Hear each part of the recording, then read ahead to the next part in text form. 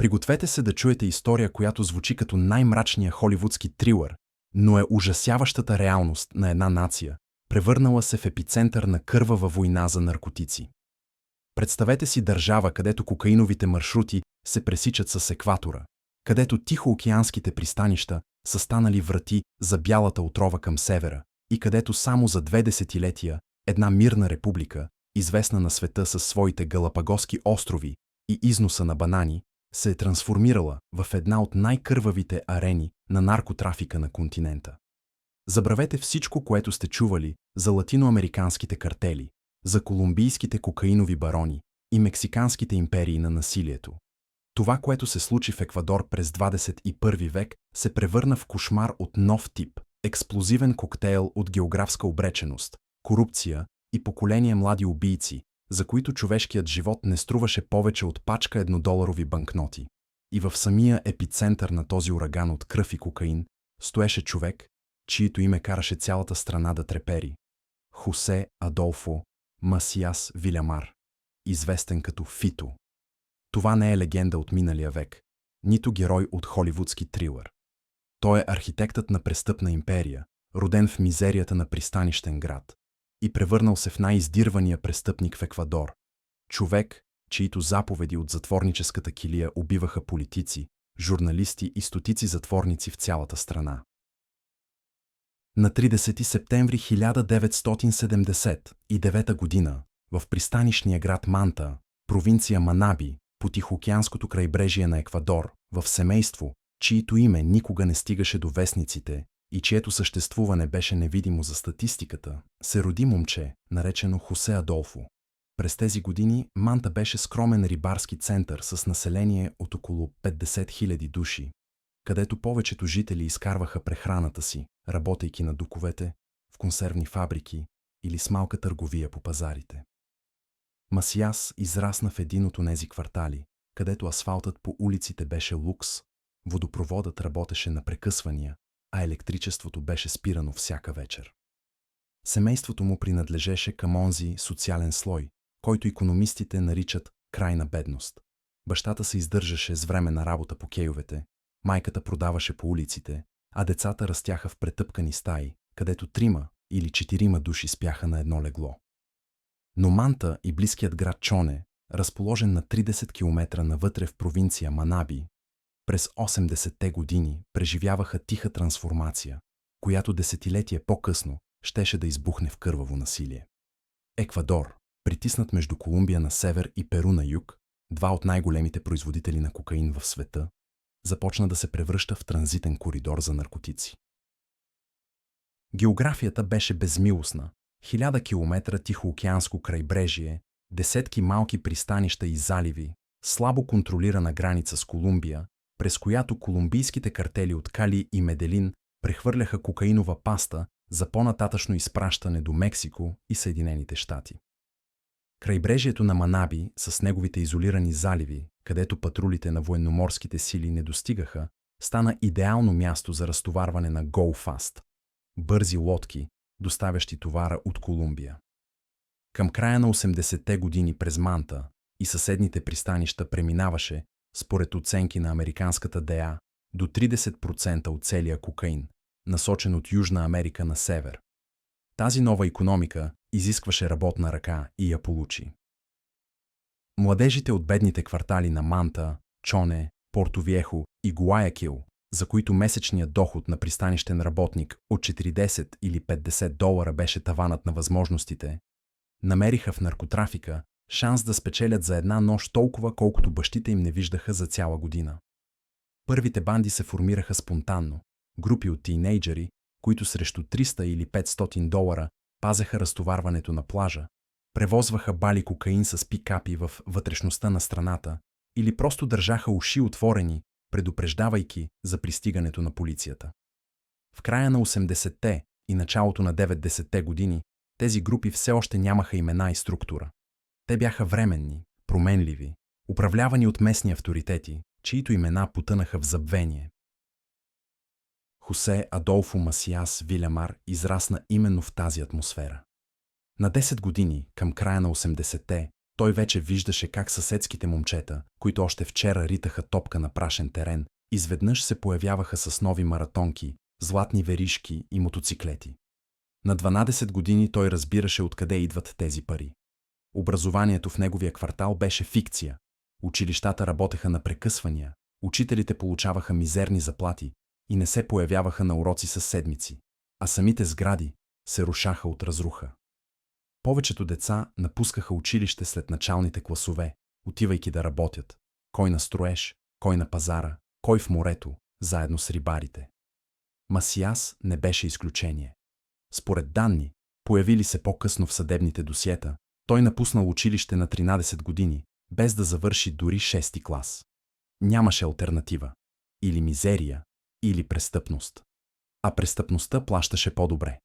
90-те години станаха времето на окончателното формиране на онова, което 2 десетилетия по-късно щеше да се трансформира в Лос Чонерос, най-мощната и кървава банда в историята на Еквадор. Към средата на 90-те в Чоне и Манта вече действаха организирани групи, които контролираха отделни участъци от крайбрежието и имаха постоянни контакти с колумбийски доставчици. Именно през тези години на сцената излезе човек, чието име щеше да стане легенда за поколение млади бандити. Хорхе Бисмарк Велис Испания, известен като лейтенант Испания или просто Ел Чонеро. Велис, родом от Чоне, през 90-те години създаде първата истински структурирана банда по крайбрежието на Манаби, която получи името Лос Чонерос – хора от Чоне. Неговата организация се занимаваше не само с защита на кокаинови товари, но и с рекет, грабежи, отвличания и контрабанда на оръжие. Към края на 90-те Лос Чонерос контролираха значителна част от наркотрафика през пристанищата на Манаби и имаха връзки с колумбийските картели, които ги считаха за надежни партньори от еквадорска страна. Тинейджърът Масияс наблюдаваше това издигане отстрани, но не за дълго. В края на 90-те, когато беше на 17 или 18 години, той вече се движеше в престъпните кръгове на Манта, изпълнявайки малки поръчки за местните авторитети. Точните обстоятелства на присъединяването му към Лос Чонерос са неизвестни. Бандата не водеше архиви, а свидетелите от онези години са мъртви или мълчат. Но към 2000-та година името на Хосе Адолфо Масияс вече фигурираше в полицейските протоколи. Първият му арест се случи именно през 2000-та, когато 20-годишният Масияс беше задържан за въоръжен грабеж в Манта. Присъдата беше лека. Няколко месеца условно, което беше типично за еквадорската правосъдна система по онова време, претоварена с случаи и корумпирана до основи. Но този арест беше началото. Хосе Адолфо Масияс Вилямар, Фито, стъпи на път, от който нямаше връщане. Път, който щеше да го превърне в най-опасния престъпник в страната и в архитекта на терора, обхванал Еквадор през 20-те години на новия век. Първият арест не сломи Масияс, а само засили неговата решимост. В началото на 2000-те години Лос Чонерос вече не бяха неорганизирана група улични бандити. Те се превръщаха в организация с ясна иерархия, териториален контрол и най-важното, с постоянни потоци от кокаин, минаващи през ръцете на бойците си. Начело на тази трансформация стоеше човек, чиято биография все още е обвита в легенди и противоречиви свидетелства. Хорхе Бисмарк Велис Испания, поизвестен с прякора си лейтенант Испания или просто Ел Чонеро. Велис е роден в Чоне в края на 60-те години и през 90-те вече имаше репутацията на човек, способен да организира всичко, от отвличане на богат бизнесмен до разтоварване на пратка от 2 тона кокаинова паста на пуст плаж в 3 през нощта. Към 2000-та година Лос Чонерос контролираха стратегически важни участъци от крайбрежието между Манта и Есмералдас. Ивица, дълга почти 300 км, осеяна с изолирани заливи и устия на реки, където колумбийските Go Fast можеха да влизат практически без риск от прихващане. Велис установи директни контакти с колумбийските картели, На първо място с остатъците от картела Кали и нови групи, възникнали след падането на Меделин и Кали през 90-те години. Еквадорците изпълняваха ролята на логистични оператори, приемаха товара на брега, транспортираха го във вътрешността на страната до Гуаякил или Кито, където кокаинът се съхраняваше в скривалища, или веднага се изпращаше по-на север, в Централна Америка и Мексико. За всеки тон, преминал през ръцете им, Лос Чонерос получаваха от 50 000 до 100 000 долара, немислими суми за бедна провинция, където средният годишен доход на едно семейство едва достигаше 2000 долара. Но кокаинът не беше единственият източник на доходи. Лос Чонерос се занимаваха с класически рекет, изнудвайки пари от собственици на магазини, ресторанти, транспортни компании и рибарски кооперации по цялото крайбрежие на Манаби. Отказът за плащане означаваше опожаряване на бизнеса, побой или убийство. В средата на 2000-те бандата контролираше и отвличания на хора. Богати земевладелци, собственици на скаридени ферми, търговци. Откупите варираха от 10 000 до 100 000 долара и в повечето случаи жертвите плащаха, знаейки, че алтернативата е разчленено тяло, захвърлено край магистралата. Велис Испания ръководеше всичко това от Чоне, където живееше в укрепена вила, заобиколена от десетина въоръжени охранители.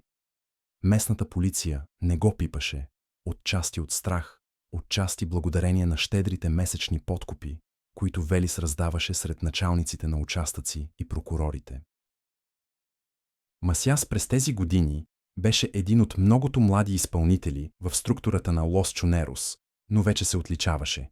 Свидетели, които по-късно дадоха показания пред полицията, го описваха като човек с малко думи, пресметлив, способен да изпълни заповед без излишни въпроси и емоции. Той участваше в охраната на товари, в рекета, може би в отвличания, макар че преки доказателства за участието му в конкретни престъпления от този период почти липсват.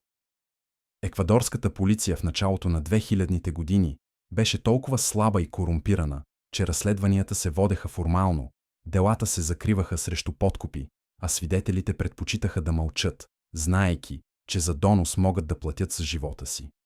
Но ерата на лейтенант Испания не можеше да продължи вечно. В средата на 2000-те наркотрафикът през Еквадор нарасна до такава степен, че привлече вниманието не само на местните банди, но и на по-големи играчи. Появиха се конкуренти, на първо място бандата, известна като Кесерус, базирана в провинция Гуаяс и претендираща за контрол над пристанището на Гуаякил, най-голямото в страната. Между Лос Чонерос и Кесерус избухна конфликт за маршрути и територии. Това не беше война в класическия смисъл, с масови престрелки и стотици жертви, а поредица от целенасочени убийства, отвличания и сплашвания, продължила няколко години. Всяка страна губеше бойци, всяка страна си отмъщаваше, и в тази месомелачка Хорхе Велис Испания, въпреки цялата си предпазливост и охрана, допусна грешка. 2007 година стана повратна точка. Точната дата на смъртта на лейтенант Испания варира в различните източници, но мнозинството е съгласно, че това се е случило в края на годината, вероятно през ноември или декември. Велис Испания беше убит в засада. Според една версия, в автомобила му по пътя между Чоне и Портовиехо, според друга, точно пред входа на дома му. Наемните убийци изстреляха по него повече от 10 куршума от автоматични оръжия, без да му оставят шанс за оцеляване. За поръчители бяха смятани Кесерос, макар и да липсваха преки доказателства.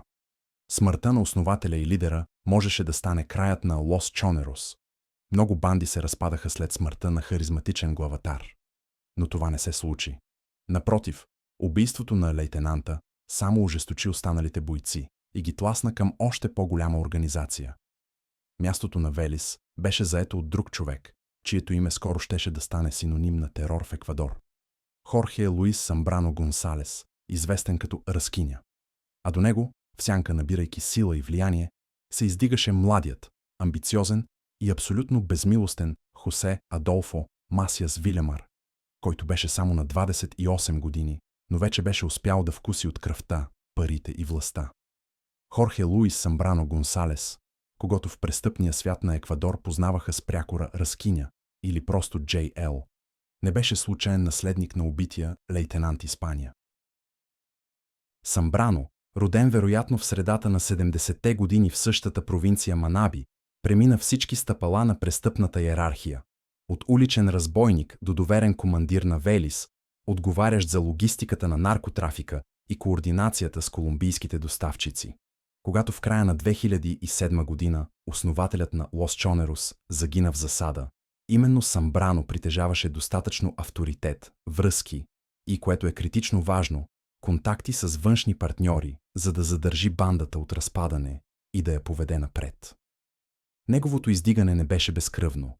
Според някои данни, няколко претенденти за лидерство в Лос Чонерос бяха елиминирани през първите месеци след смъртта на Велис. Телата им бяха намирани в крайпътни канавки с характерни следи от изтезания. Но в началото на 2008 година въпросът за властта беше решен окончателно. Ръскиня стана новият главатар и под негово ръководство Лос Чонерос започнаха експанзията, която щеше да ги превърне от регионална банда в национална престъпна мрежа. Първото нещо, което Самбрано направи, беше да разшири географията на операциите. Ако при Велис, Лос Чонерос контролираха предимно крайбрежието на Манаби, Ръскиня се премести във вътрешността на страната, установявайки контрол над ключови транспортни възли и градове. Към 2009 година бандата имаше стабилно присъствие в провинциите Гуаяс, Лос Риос, Санто Доминго де Лос Цачилас и дори в столичната провинция Пичинча, където се намираше Кито. Гуаякил, най-големият град и пристанище на Еквадор с население от над 2,5 милиона души, стана основната награда. Именно през Гуаякил преминаваха до 70% от всички еквадорски износи, включително легални стоки като банани, скариди, какао. И именно неговият контейнерен терминал беше идеалното място за изпращане на тонове кокаин, скрити сред легални товари. Лос Чонерос започнаха да се инфилтрират в пристанищните синдикати, да корумпират митничари, да набират охранители на складове. Към 2010 година, според оценки на еквадорските тайни служби, бандата контролираше не по-малко от 30% от всички незаконни пратки през пристанището на Гуаякил. Паралелно с това, Ръскиня изграждаше стратегически съюзи извън Еквадор. Ключов партньор стана мексиканският картел Синалоа, който през тези години беше в апогея на мощта си под ръководството на Хоакин, Ел Чапо, Гусман и Исмаел, Ел Майо, Самбада. Мексиканците се нуждаеха от надежни логистични оператори по южноамериканското крайбрежие, способни да приемат кокаин от колумбийците и да го пренасочат на север. Лос Чонерос бяха идеални за тази роля. Съюзът беше взаимно изгоден. Еквадорците получаваха достъп до огромни обеми стока и до технологиите на Синалоа. Координация чрез защитени комуникационни канали, използване на полуподводници, корупционни схеми, изпитани от мексиканците десетилетия наред.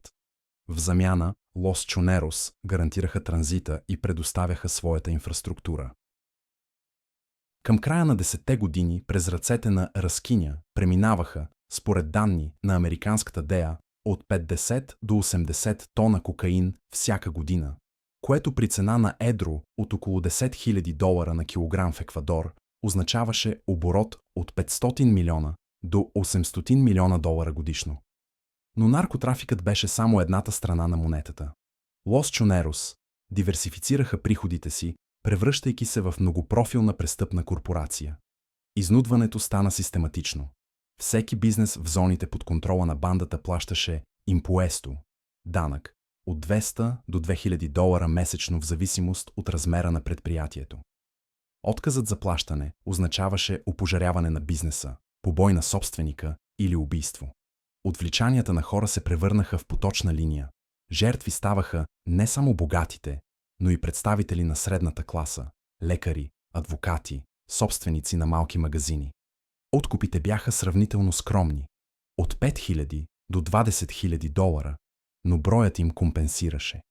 Според данни на еквадорската полиция, в периода от 2008 до 2011 година В контролираните от Лос Чонерос провинции бяха регистрирани повече от 200 отвличания, макар че реалната цифра, предвид нерегистрираните случаи, вероятно надхвърляше 500.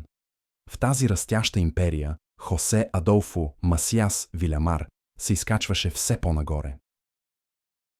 Към края на 2000-те той вече не беше просто изпълнител, а един от командирите от средно ниво, отговарящ за операциите в Манта и околностите. Свидетели го описваха като човек с малко думи, пресметлив, способен да изпълни заповед без излишни въпроси и емоции.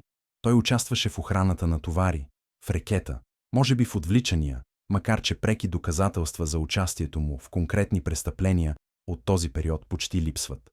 Еквадорската полиция в началото на 2000-те години беше толкова слаба и корумпирана, че разследванията се водеха формално, делата се закриваха срещу подкупи, а свидетелите предпочитаха да мълчат, знаейки, че за донос могат да платят с живота си.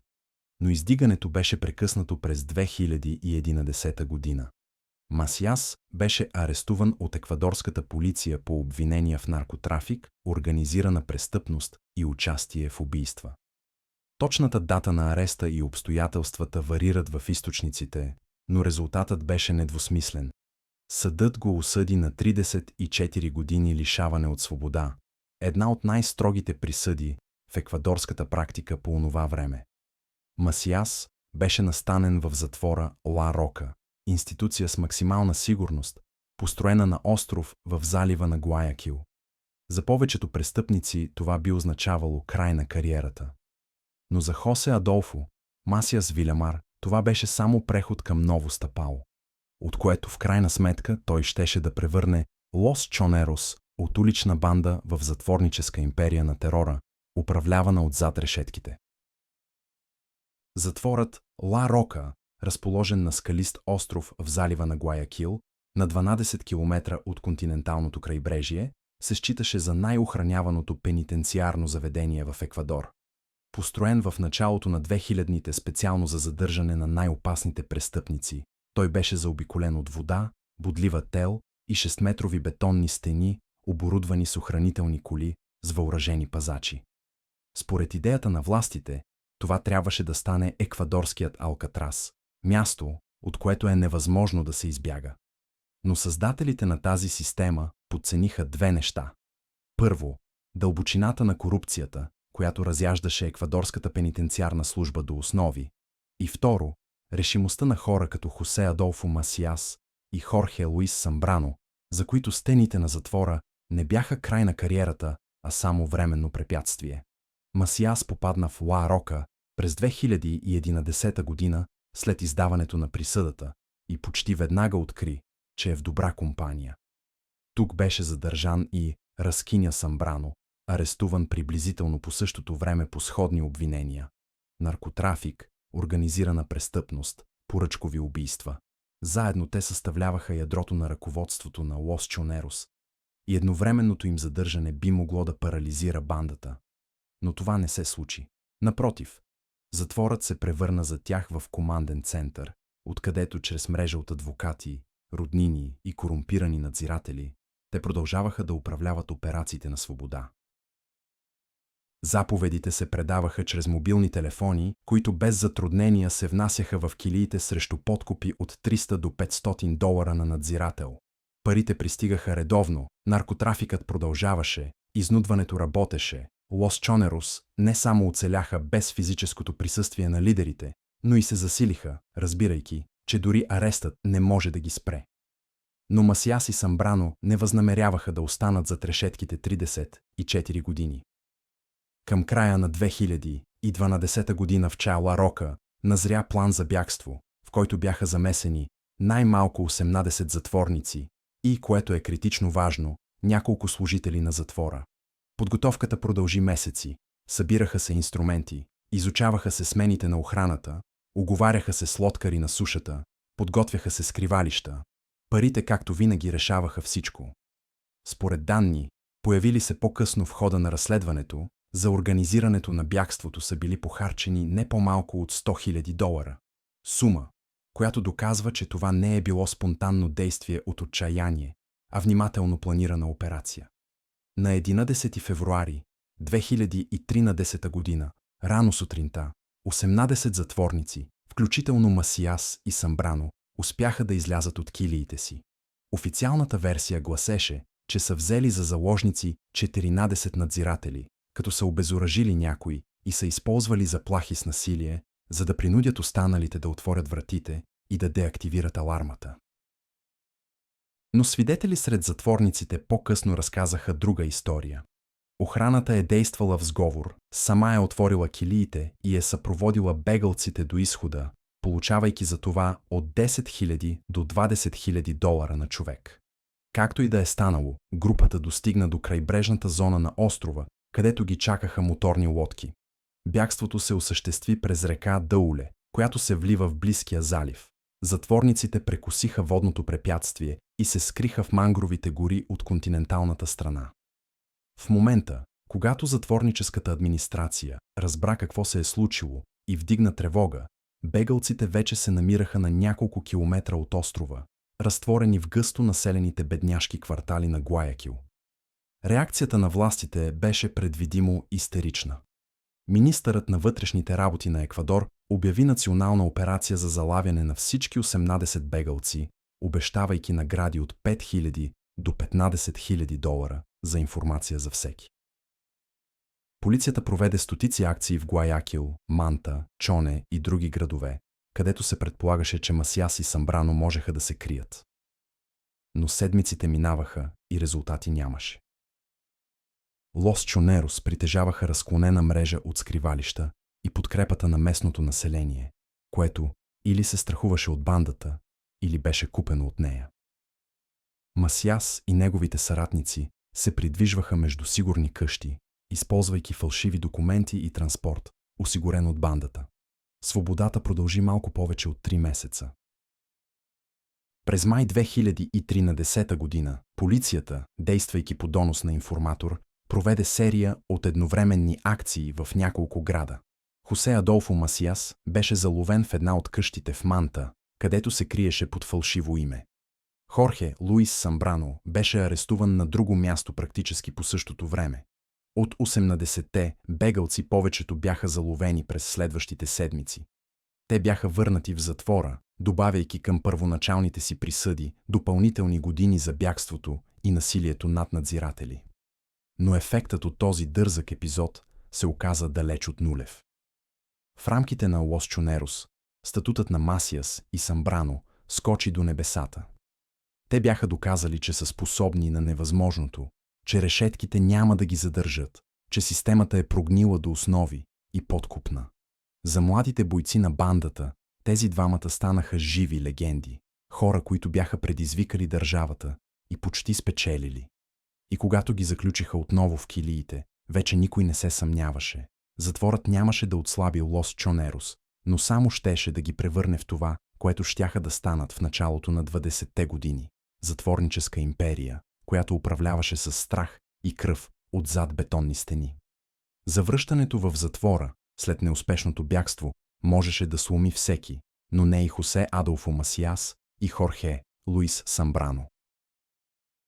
Към средата на 2010-те години еквадорската пенитенциарна система се трансформира в паралелна държава, където истинската власт принадлежеше не на надзирателите и директорите, а на затворниците. По-точно, на лидерите на престъпни групи, които контролираха отделни блокове и цели затвори отвътре. Лос Чонерос бяха една от тези сили и след завръщането на Масияс и Самбрано за трешетките през 2013 година, те започнаха систематична експанзия в рамките на затворническата система. Затворът Литорал в Гуаякил, най-голямото изправително заведение в страната, с население от над 9000 затворници, стана тяхна основна база. Тук Лос Чонерос контролираха цели павилиони, където установяваха собствени правила. Новопристигналите плащаха входна такса от 50 до 200 долара за правото на безопасно място в килия. Търговията с наркотици в затвора носеше $1000 седмично, а охраната получаваше редовни подкупи за ненамеса в делата на затворниците. Но затворът беше само щаб-квартира, а истинският бизнес продължаваше отвън. Чрез мрежа от роднини, адвокати и корумпирани служители, Масияс и Самбрано управляваха операциите на Лос Чонерос на цялата територия на Еквадор. Мобилни телефони, лаптопи, таблети свободно циркулираха в техните килии. Срещу $500 всеки надзирател беше готов да донесе каквото и да е. Заповедите се предаваха в криптирани съобщения чрез WhatsApp и други месенджери, координираха се доставките на кокаин, планираха се убийствата на конкуренти, разпределяха се териториите за изнудване. Към 2015 година Лос Чонерос действаха като истинска корпорация с ясна иерархия. На върха бяха Самбрано и Масияс. Под тях командирите от средно ниво, отговарящи за отделни региони. По-ниско уличните изпълнители, занимаващи се с рекет, наркотрафик, отвличания и убийства. Ключово стратегическо решение стана задълбочаването на съюза с мексиканския картел Синалоа, който към средата на 2010 години доминираше пазара на кокаин в САЩ и се нуждаеше от надежни южноамерикански партньори. Лос Чонерос предоставяха това, от което мексиканците критично се нуждаеха – контрол над пристанищата на Еквадор, на първо място Гуаякил, през което ежегодно преминаваха милиони контейнери с легални стоки. Сред кашоните с банани, скариди и какао се криеха тонове кокаин, опакован в херметични пакети и маскиран така, че рентгеновите скенери да не откриват съдържанието. Схемата работеше безупречно. Колумбийските производители доставяха кокаин до еквадорската граница. Лос Чонерос приемаха товара и го транспортираха до Гуаякил, където с помощта на пристанищни работници и митничари го товареха в контейнери, насочени към Мексико, САЩ или Европа. За всеки тон, преминал през ръцете им, еквадорците получаваха от Синалоа минимум $100,000, а обемите се изчисляваха в десетки тонове всяка година. Паралелно се променяше и характерът на насилието, прилагано от Лос Чонерос. Ако през 90-те и началото на 2000-те това бяха сравнително традиционни убийства, изстрели в главата, прободни рани, удушаване, то към средата на 10-те години бандата започна да възприема методите на мексиканските картели, известни със своята демонстративна жестокост. Обезглавяване, разчленяване на тела, изгаряне живи, масови екзекуции с публична демонстрация. Всичко това стана част от арсенала на Лос Чонерос. Целта беше проста – да се сплашат конкурентите, да се покаже на населението и властите, че съпротивата е безполезна, да се затвърди репутацията на бандата като най-опасната сила в страната. В затворите започнаха първите големи сблъсъци между групите. Лос Чонерос се бореха за контрол над павилионите с други банди, и тези схватки прерастваха в масови боеве с използване на импровизирани хладни оръжия, в резултат на които умираха десетки затворници. Към края на 2010-те години Лос Чонерос достигнаха върха на своята мощ. Те контролираха значителна част от наркотрафика през Еквадор. Мрежата им за изнудване обхващаше хиляди предприятия в цялата страна. Влиянието им беше проникнало в полицията, прокуратурата и дори в политическите кръгове. Хосе Адолфо Масияс, намирайки се все още зад решетките, се превърна от обикновен командир в един от ключовите лидери на организацията, чийто авторитет сред младите бойци беше безспорен. Но тази ера на относителна стабилност вървеше към своя край. На хоризонта се очертаваше събитие, което щеше да преобърне всичко. Убийството на Раскиня Самбрано през 2020 година, което щеше да отвори пътя на Масияс към абсолютната власт и да хвърли Еквадор в безпрецедентна вълна от насилие.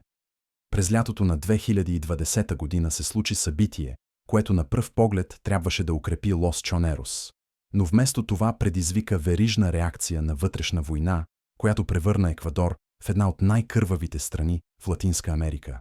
Хорхе Луис Самбрано Гонсалес, Раскиня, който беше излежал почти 9 години зад решетките, беше неочаквано освободен от затвора по технически причини. Съдебната система на Еквадор, известна с корупцията и бюрократичните си провали, допусна процесуални грешки в неговия случай, което позволи на адвокатите да постигнат преразглеждане на присъдата и предсрочно освобождаване. Освобождаването на главатаря на Лос Чонерос трябваше да бъде триумф за връщане на легендата на свобода, където той отново можеше лично да ръководи организацията, без да зависи от мобилни телефони и корумпирани надзиратели. Самбрано се върна в Манта, родния си град, където беше посрещнат като герой, десетки автомобили, въоръжена охрана, празнични събития в чест на завръщането на краля.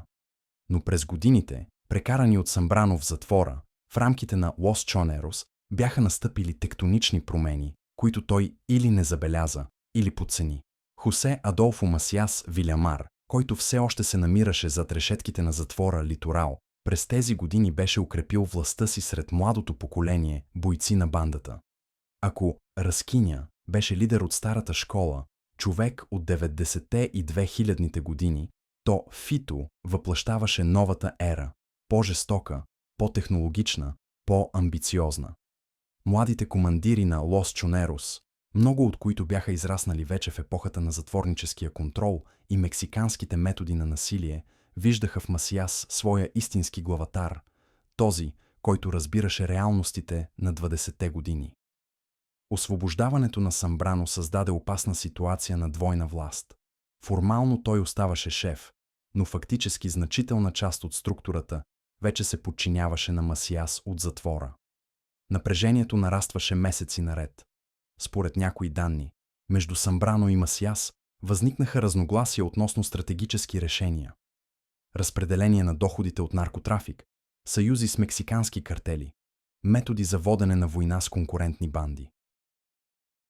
Разкиня, завърнал се на свобода, се опита да възстанови пряк контрол над операциите, но се сблъска с съпротивата на онези, които през годините на неговото отсъствие бяха свикнали да получават заповеди от Фито.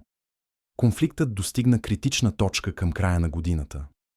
И на 28 декември 2020 година, само няколко месеца след освобождаването му, историята на Разкиня Самбрано приключи в локва кръв на пода на кафене в търговски център в Манта.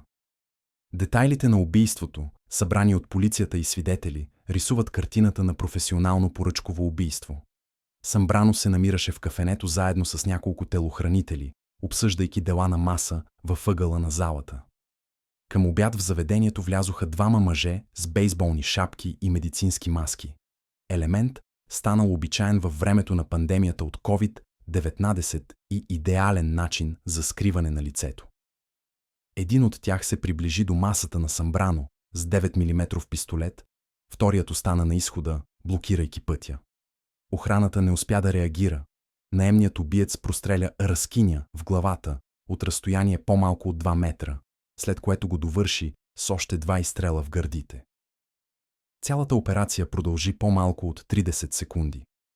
Убийците напуснаха търговския център, качиха се на чакащ ги мотоциклет и изчезнаха в лабиринта на улиците на Манта, разтворили се в натоварения дневен трафик.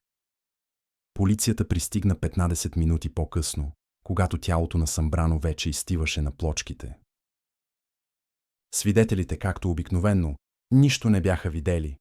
Законът за мълчанието в света на Лос Чонерос беше абсолютен.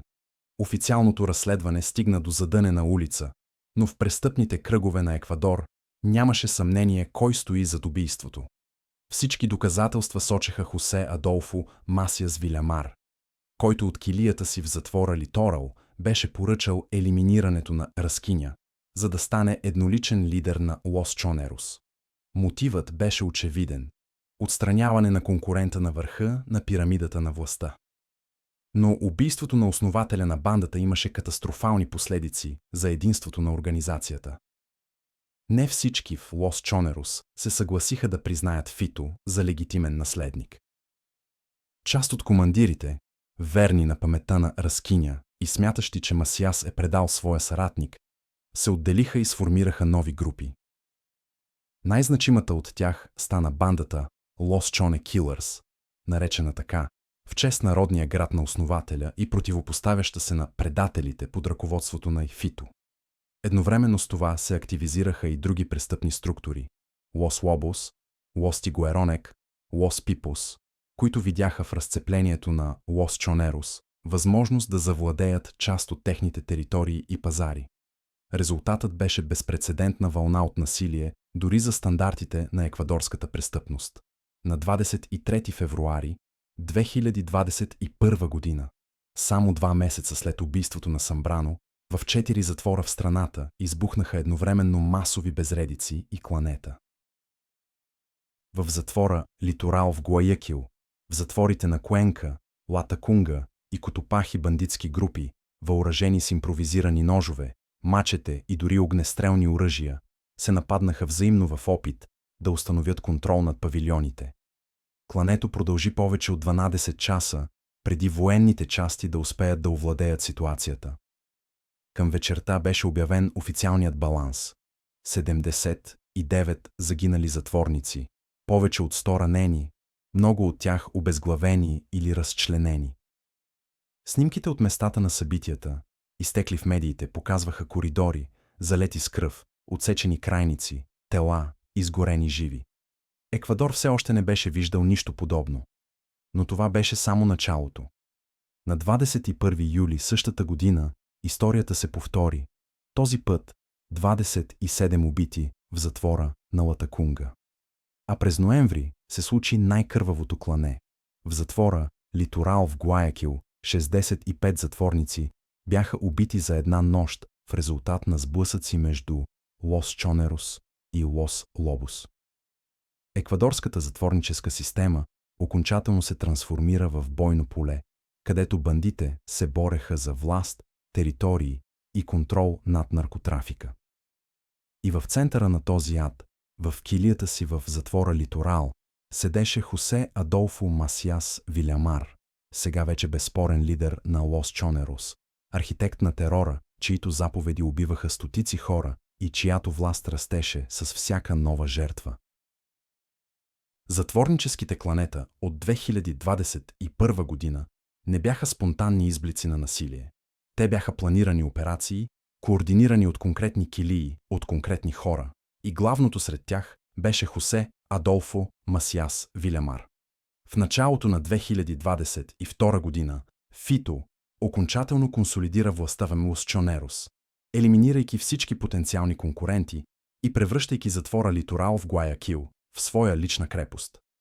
Официално той оставаше затворник, излежаващ присъда от 34 години за наркотрафик и организирана престъпност. Фактически обаче, Масиас живееше в условия, които трудно могат да бъдат наречени затворническо задържане в обикновения смисъл. В затвора Литорал Фито контролираше цял павилион, където се бяха настанили най-близките му сътрудници и телохранители. Минимум 30 или 40 души, готови да умрат за своя лидер. Неговата килия, според свидетелства на бивши затворници и надзиратели, беше обзаведена като апартамент от средната класа, двойно легло, плоскоекранен телевизор, климатик, хладилник, мини-бар. Масиас имаше неограничен достъп до мобилни телефони, таблети и лаптопи, чрез които координираше операциите на Лос Чонерос в цялата страна. Надзирателите му носеха храна от ресторанти, алкохол, наркотици, всичко, което той поискаше. За тези услуги те получаваха от 500 до $2000 месечно, което надвишаваше 5 или 10 пъти официалната им заплата. Директорите на затворите се сменяха, правителството обявяваше реформи, но нищо не можеше да разклати властта на Масиас в рамките на стените. Той не беше затворник. Той беше суверен на свое собствено царство от няколко хиляди квадратни метра. Под прякото командване на Фито действаха бойни клетки, както в затвора, така и на свобода. Една от най-печално известните групи стана Лос Фаталес, звено от млади наемни убийци, специализирани в поръчкови убийства и тероризиращи Гуаякил и околностите. Тези бойци получаваха заповеди директно от Масиас, чрез криптирани съобщения. Кого да убият, къде, кога, по какъв начин. Списъците с жертви включваха конкурентни наркотрафиканти, членове на Лос Лобос и Лос Чоне Килърс, свидетели по наказателни дела, полицаи, които отказваха да вземат подкупи, журналисти, които пишеха за дейността на бандата. Убийствата се извършваха с демонстративна жестокост, обезглавяване, разчленяване, изгаряне на тела, за да се изпрати послание до всички потенциални врагове. Съпротивата срещу Лос Чонерос се наказва с най-болезнена смърт. Войната с Лос Лобос започнала след разцеплението през 2021 година, се превърна в продължителен конфликт, който измъчваше затворите и улиците на Еквадор през цялата 2022 и началото на 2023 година. Лос Лобос, възникнали първоначално като малка банда в Гуаякил, след разцеплението на Лос Чонерос, бързо набраха сила, привличайки недоволни командири и млади бойци, които не признаваха властта на Фито. Критично важно за техния растеж беше съюзът с мексиканския картел Халиско Нуева Генерасион, CJNG, основен конкурент на Синалоа на северноамериканския пазар. Ако Лос Чонерос работеха с Синалоа, то Лос Лобос станаха местни партньори на CJNG, получавайки от тях финансиране, оръжия и тактическа подкрепа. Еквадор се трансформира в бойно поле на два мексикански гиганта, които се биеха по доверие, използвайки местните банди като пехота в борбата за контрол над кокаиновите маршрути. Мащабът на насилието нарастваше всеки месец. През 2022 година в еквадорските затвори загинаха повече от 300 затворници в резултат на масови сблъсъци между банди. На всеки няколко седмици от затвора Литорал, от институциите в Куенка, Латакунга, Котопахи пристигаха новини за нови кланета. 10 убити тук, 20 там, 15 на друго място. Правителството на президента Гилермо Ласо обяви извънредно положение в пенитенциарната система, въведе войски в затворите, обеща да изкорени бандите, но всичко беше безполезно. Корупцията проникваше в системата от край до край. Военни и полицаи сами вземаха подкупи от бандитите, а опитите за преместване на лидерите в изолатори се проваляха, защото те, чрез адвокати и корумпирани служители, веднага се връщаха в общите килии. Паралелно с това, Лос Чонерос продължаваха да печелят милиони от наркотрафик. Според оценки на ДА и еквадорските тайни служби, към 2022 година, през контролираните от бандите пристанища на страната годишно, преминаваха от 200 до 300 тона кокаин. Маршрутите бяха изпитани до най-малките детайли. Колумбийските производители доставяха пастата в пограничните зони на Есмералдас и Сукумбиус, откъдето Лос Чонерос я транспортираха до лаборатории за окончателна преработка, след което чистият кокаин беше опакован и за по-малко от 12 часа достигаше до пристанищата на Гуаякил, Манта или Есмералдас. Оттам в контейнери, скрит сред легални товари, той заминаваше за Мексико, САЩ, Европа. Всеки тон носеше на Лос Чонерос минимум 100 000 или 150 000 долара чиста печалба, което означаваше годишен доход от 20 до 45 милиона долара само от транзит, без да броим вътрешната търговия, изнудването, отвличанията и други източници. Хосе Адолфо Масиас, седящ в затворническа килия, управляваше империя, чийто бюджет надхвърляше бюджетите на някои еквадорски провинции. И тази империя продължаваше да расте, хранейки се с кръв, страх и кокаин. Докато на хоризонта не се очерта събитието, което щеше да изведе името на Фито на първите страници на световните вестници. Убийството на президентския кандидат Фернандо Вилевисенсио. На 9 август 2023 година, около 7 часа вечерта, в северната част на Кито се случи събитие, което разтърси не само Еквадор, но и целия латиноамерикански регион – убийството на кандидата за президент Фернандо Вилевисенсио. Това не беше просто политическо убийство, а акт на терор, демонстрация до каква степен престъпните групи са проникнали в политическия живот на страната и доколко са готови да стигнат, за да защитят своите интереси. И всички следи водеха към човек, седящ в килията на затвора Литорал в Гуаякил, към Хосе Адолфо Масиас Вилямар, Фито. За да разберем мащаба на това убийство, е необходимо да се върнем няколко месеца назад, към началото на предизборната кампания през 2023 година. Еквадор преживяваше политическа и икономическа криза. Процентът на убийства беше нараснал от 6 на 100 000 жители през 2018 година до почти 30 през 2023, превръщайки страната от една от най-безопасните в региона в една от най-опасните. Изнудване, отвличания, улично насилие бяха станали ежедневие. Гражданите изискваха от политиците решителни действия. И един от кандидатите, който беше изградил кампанията си върху борбата с организираната престъпност, беше Фернандо Вилевисенсио, 59 годишен разследващ журналист и депутат от Националното събрание. Вилевисенсио не беше типичен политик. Той беше прекарал години в разследване на корупцията, на връзките на правителствени служители с наркокартели, на прането на пари чрез държавни договори.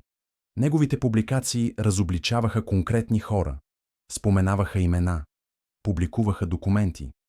Затова той получаваше заплахи, беше принуден за известно време да се крие в Перу, но продължи работата си. В хода на предизборната кампания през 2023 година Вилевисенсио направи борбата срещу бандите своя основна тема и по-специално многократно споменаваше Лос Чонерос и лично Фито като символи на случващото се в Еквадор. На един от митингите през юли той заяви, че е получил конкретни заплахи от Фито и че ако му се случи нещо, всички ще знаят кой стои зад това. Думите се оказаха пророчески. На 9 август Вилевисенсио провеждаше предизборен митинг в северната част на Кито, в квартал, населен предимно от средната класа.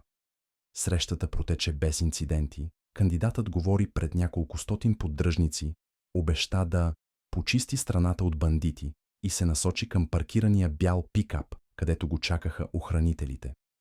В момента, когато Вилевисенсио отвори вратата на автомобила и се наведе, за да седне вътре, от тълпата, която стоеше на няколко метра, отекнаха изстрели. Първият куршум го улучи в главата, следващите – в гърба и гърдите.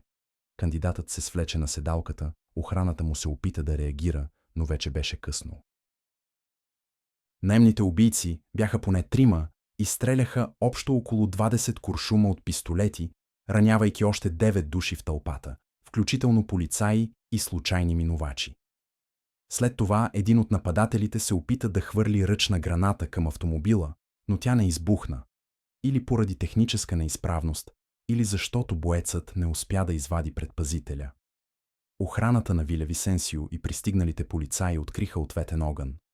Един от наемните убийци беше убит на място, останалите се опитаха да се скрият в близките улици, но бяха задържани през следващите часове. Фернандо Вилевисенсио беше откаран в най-близката болница, но лекарите констатираха смърт. Куршумът в главата не остави шансове за оцеляване. Еквадор изпадна в шок. За първи път в цялата модерна история на страната, кандидат за президент беше убит точно по време на предизборна кампания. Разследването започна незабавно и още през първия ден стана ясно. Това беше внимателно планирана операция с участието на професионални наемни убийци. Задържаните нападатели се оказаха граждани на Колумбия, което указваше на международния характер на поръчката. Според данни от разследването, те са били наети от еквадорска банда за извършване на конкретно убийство срещу голяма сума пари, вероятно от 50 000 до 100 000 долара. Разпитите на задържаните и анализът на телефонните им разговори доведоха разследващите до заключението, че като поръчители са действали Лос Лобос, конкурентната група на Лос Чонерос. Въпреки това, последващите разследвания на американските и еквадорските тайни служби разкриха по-сложна картина. Лос Лобос можеха да действат като изпълнители, но истинският организатор, според мнението на следователите, беше Хосе Адолфо Масиас Вилямар, който използва конкурентите като външни наемни убийци, за да прикрие следите. Логиката беше проста. Вилевисенсио представляваше пряка заплаха за Фито и неговата империя. Ако той станеше президент, обещанията му да победи бандите можеха да се материализират в конкретни действия. Засилване на затворническия контрол, екстрадиране на лидери в САЩ, международно сътрудничество в борбата с наркотрафика. За Масиас това означаваше загуба на власт, пари и, може би, остатъка от живота му в американски затвор. Убийството на Вилевисенсио беше превантивен удар, послание към всички политици в Еквадор. Ако се осмелите сериозно да заплашвате Лос Чонерос, ви очаква същата съдба. Международната реакция беше незабавна. САЩ обявиха Лос Чонерос за терористична организация. Въведоха санкции срещу Фито и други лидери на бандата, обещаха подкрепа на еквадорските власти в борбата с престъпността.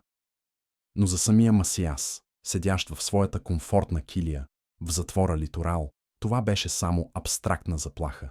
Той продължаваше да управлява Лос Чонерос, продължаваше да печели милиони, продължаваше да убива. Докато не дойде януари 2024 година. Месецът, в който Фито извърши бягството, което преобърна цялата страна. Краят на 2023 година донесе нова заплаха за властта на Хосе Адолфо Масиас Вилямар. Еквадорското правителство, под натиска на САЩ и вътрешното обществено мнение след убийството на Виля Висенсио, реши да засили контрола над затворническата система и да премести най-опасните лидери на банди в институции с максимална сигурност, с истинска изолация. Масиас, който фактически живееше в затвора Литорал като крал в собствения си дворец, се озова в списъка на първите кандидати за преместване. Планираше се да го изпратят в затвор със строг режим, където нямаше да има нито мобилни телефони, нито срещи с десетки адвокати, нито комфортни килии с телевизори и климатици. За Фито това означаваше загуба на контрол над Лос Чонерос, загуба на доходи, загуба на власт. И той реши да действа. Точните обстоятелства на бягството остават и досега предмет на дискусии и разследвания. Но едно нещо не буди съмнение. Това беше операция, организирана отвътре в затворническата система с участието на корумпирани служители.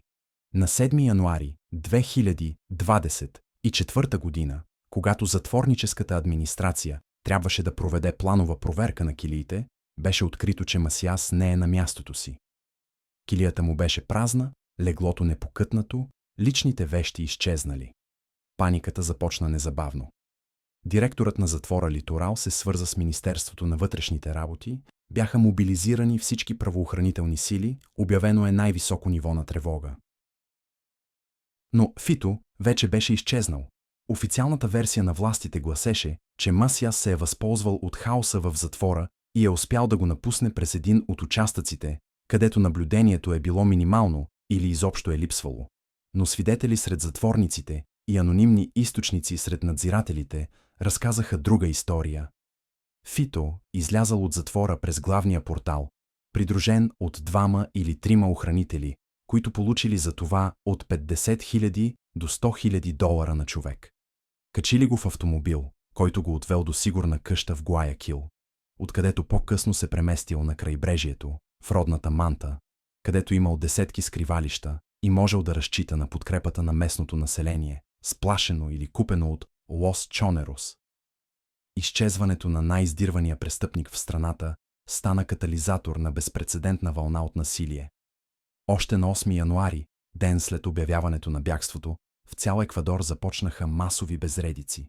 В затворите избухнаха бунтове, затворници, принадлежащи към Лос Чонерос и съюзнически банди, вземаха надзиратели за заложници, палеха сгради, изискваха освобождаване или подобряване на условията за задържане. Едновременно с това по улиците на градовете започнаха нападения над полицейски участъци, взривове на автомобили, престрелки.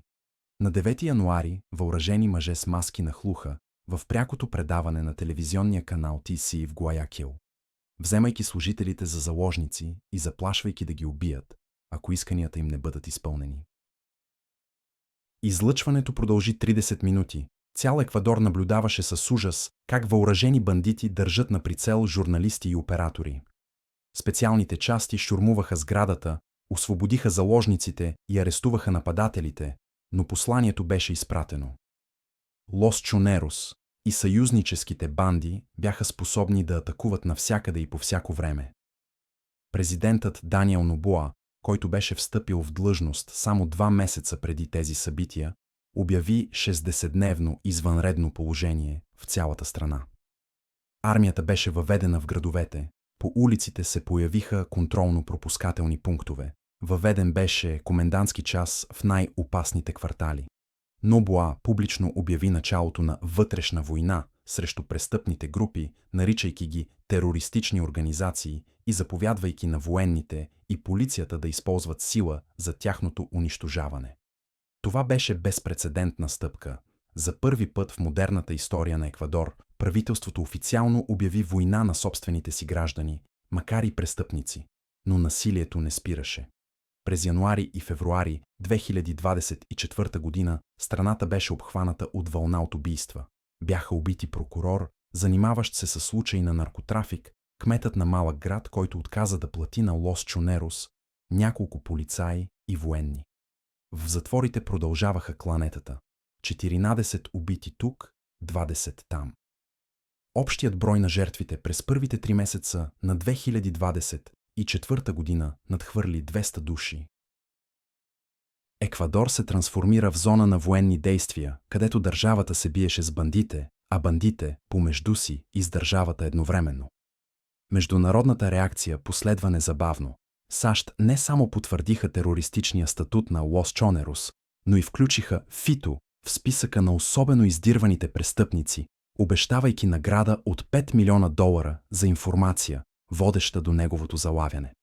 Държавният департамент на САЩ официално призна връзките на Лос Чонерос с мексиканския картел Синалоа и обвини еквадорската банда в отговорност за транзита на стотици тонове кокаин, насочен към северноамериканския пазар.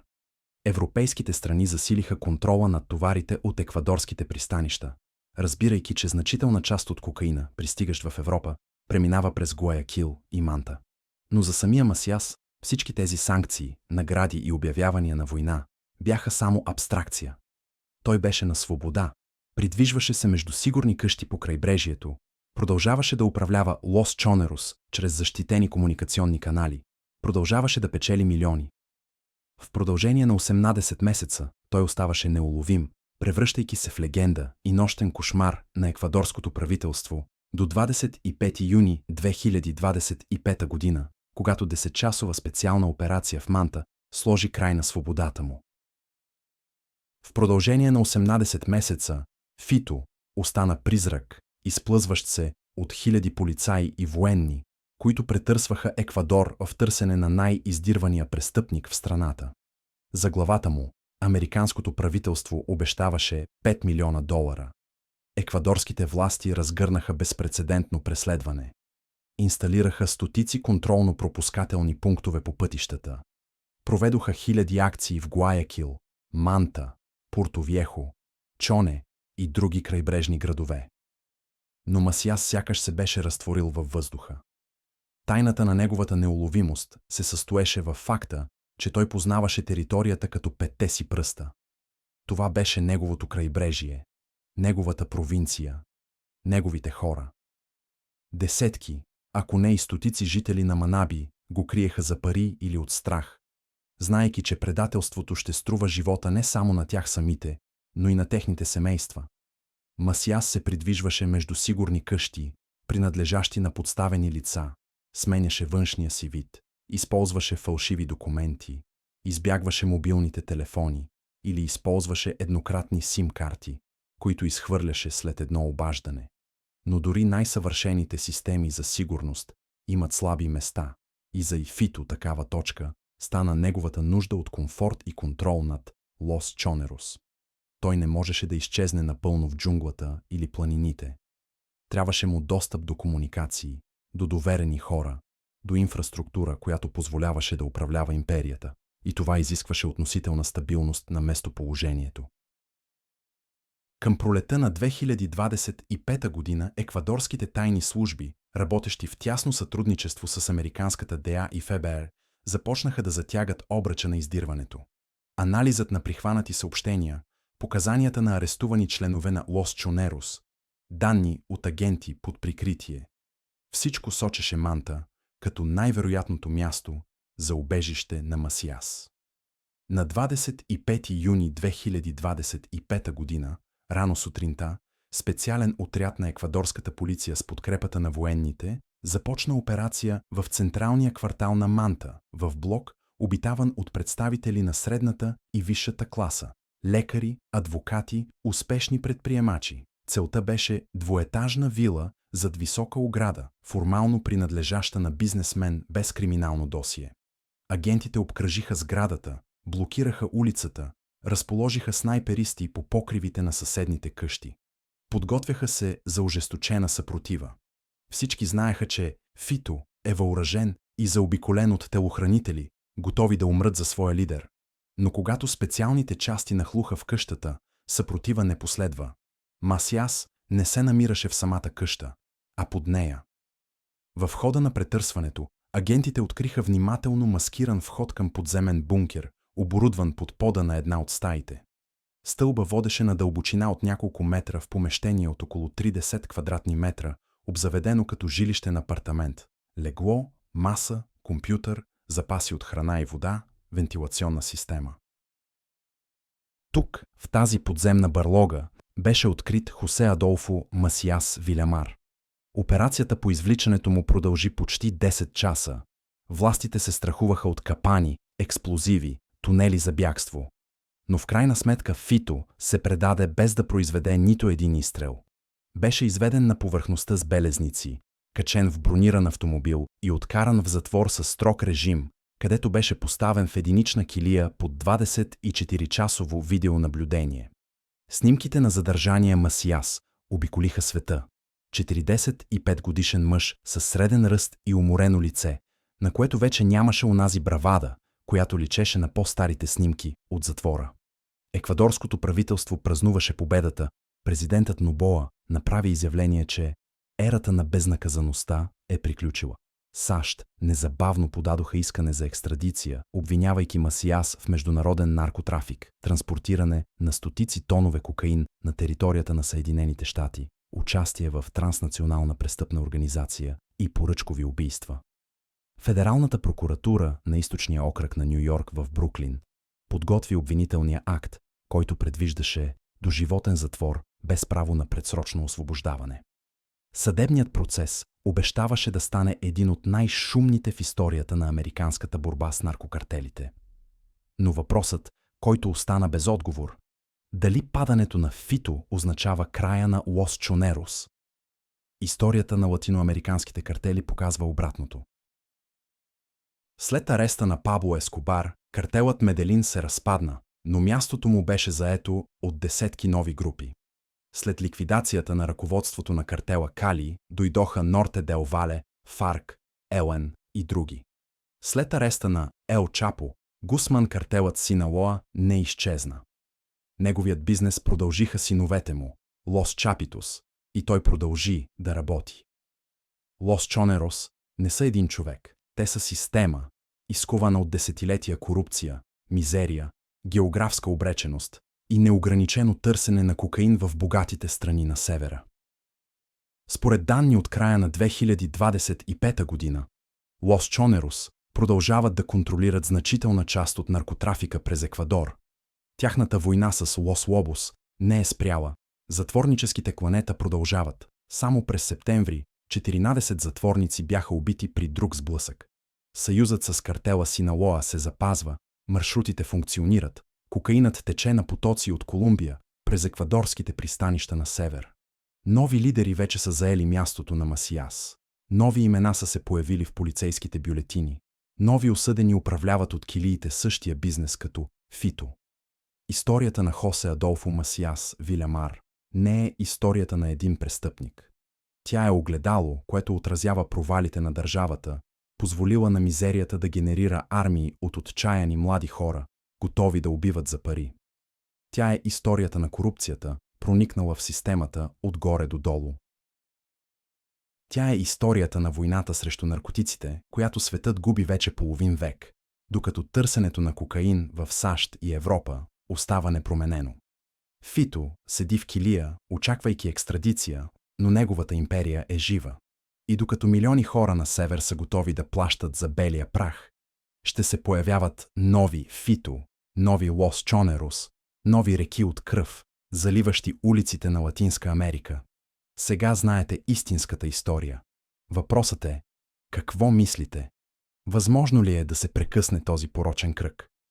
Напишете в коментарите, харесайте, ако тази история ви е накарала да се замислите за случващото се от другата страна на границата, за цената на онзи кокаин, който се консумира в клубовете на Майами, Лондон и Барселона. Защото всяка черта на огледалото в нощен клуб е нечия смърт в Еквадор, Колумбия или Мексико. И докато не разберем това, Фито ще се раждат отново и отново.